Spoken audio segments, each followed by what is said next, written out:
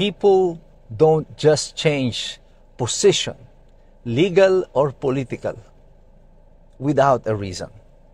Dalawang dahilan lang po ang kadalasang meron kapag ang tao ay biglang tumatumbling pagdating sa politika. Ang tanong po dyan ay ano ang dahilan o magkano ang dahilan. Nakareceive po tayo ng request mula sa ating mga followers na gumawa ng reaction video tungkol dito sa inilabas ni Regal Oliva na kanyang bagong video ukol sa kaso ni Rodrigo Duterte sa ICC. At yan po ang pag-uusapan natin sa araw na ito. Magandang umaga po sa inyong lahat. Ito po muli si Attorney Mike Operario. At kamakailan nga naglabas ng video itong si Regal Oliva na ikinagulat ng maraming taga-suporta ni Rodrigo Duterte sapagkat tila nagbago siya ng posisyon ukol sa sitwasyon ni Rodrigo Duterte sa ICC. Ngayon ay sinasabi na niya na parang deserve ni Rodrigo Duterte na he will be tried and prosecuted in the ICC, that he deserved na hindi na pagbigyan yung kanyang request for interim release, at ine-echo niya yung sinabi ng ICC na tila sinisisi pa si Rodrigo Duterte, si Sara Duterte sa hindi pagkakagrant ng petition or request for interim release. Well, yung mga sinabi niya doon, of course, we all know yung aking position already. As early as March, sinabi ko na illegal ang pagkakaaresto kay Rodrigo Duterte, base na din mismo sa Rome Statute, sa umiiral ng batas ng Pilipinas. And that's why, in my opinion, si Rodrigo Duterte, as early as March, sinabi ko na that he was actually kidnapped, that he was not legally arrested. And this opinion was also supported by some other legal luminaries. At recently nga, no less than the UK Ambassador of the Philippines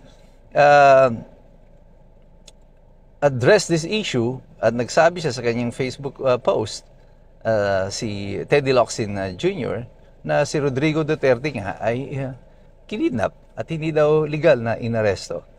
Although pagkatapos siyang kausapin ng mga officials ng DFA, tila tinanggal ni Teddy Locsin yung kanyang post tungkol dito. But the damage has already been done to the administration and they could not fire Teddy Locsin Jr. Kaya nga na sinasabi ko sa iyo nung nakarang ginawa kong video na yan, it's as if Teddy Locsin is goading, hinahamon na niya itong Malacanang na sige, just go and fire me.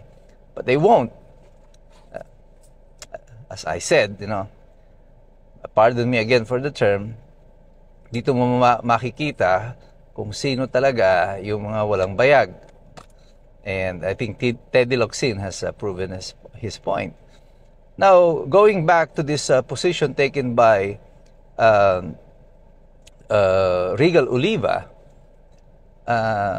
the best argument I have against the arguments of Regal Oliva is himself. Yung mga argumento niya noon sa mga nauna niya mga video, ito rin ang gagamitin laban sa kanya.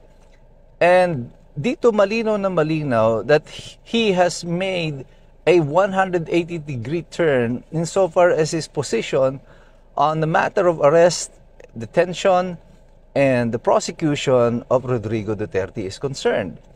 Ang hindi mawari ng mga tao dito ay bakit nagkaganito, bakit nagpalit ng posisyon tila si Regal Oliva. In my opinion, I think the position that taken by Regal Oliva is a demonstration, the highest demonstration of hypocrisy. Because noong tumatakbo siya bilang kongresista sa Mandaue, ay hiningi niya ang suporta ni Rodrigo Duterte. At meron ng kumakalat na larawan nila na tinaas pa ni Rodrigo Duterte ang kanyang kamay. Kung siya ay naniniwala na itong si Rodrigo Duterte ay isang kriminal at dapat siyang pinoprosecute sa ICC, bakit hihingi ka ng suporta doon sa matanda? Dapat ay dumistansya ka laban sa kanya. At ngayon ay sasabihin mo na ikaw ay opposed doon sa kanyang mga polisiya. I mean, come on. What's wrong with you? Pagkat hindi mo na siya pakikinabangan, ando siya sa ICC, so all of a sudden, you will change your position. You will change your opinion on the man whose support you actively sought when you ran for a seat in Congress in 2025. That's a terrible thing to do. And this is why many people are disappointed with Regal Oliva. Because marami sa kanila ang sumuporta at sumunod sa kanya dahil sa kanyang mga posisyon that he took. And this is not to take anything away from Regal Oliva.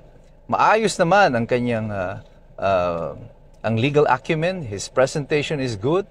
Makita mo naman pati sa mga videos niya na well prepared, it is well lighted, ang ganda ng mga background, and it's as if he is using expensive equipment to do the videos. Very unlike mine. I'm using a 10,000 pesos phone and a 100 pesos microphone, and that's it. Pero sa kanya, it is well prepared.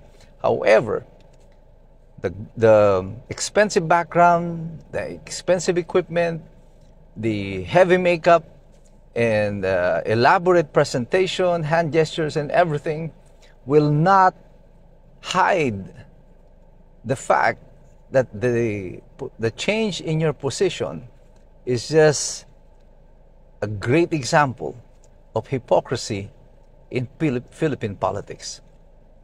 And in high-stakes politics such as this, people don't just change position, legal or political, without a reason. Dalawang dahilan lang po ang kadalasang meron kapag ang tao ay biglang tumatumbling pagdating sa politika. Ang tanong po dyan ay ano ang dahilan o magkano ang dahilan. Your guess is just as good as mine. Kayo na po ang gumawa ng sarili niyong konklusyon ukol sa bagay na yan.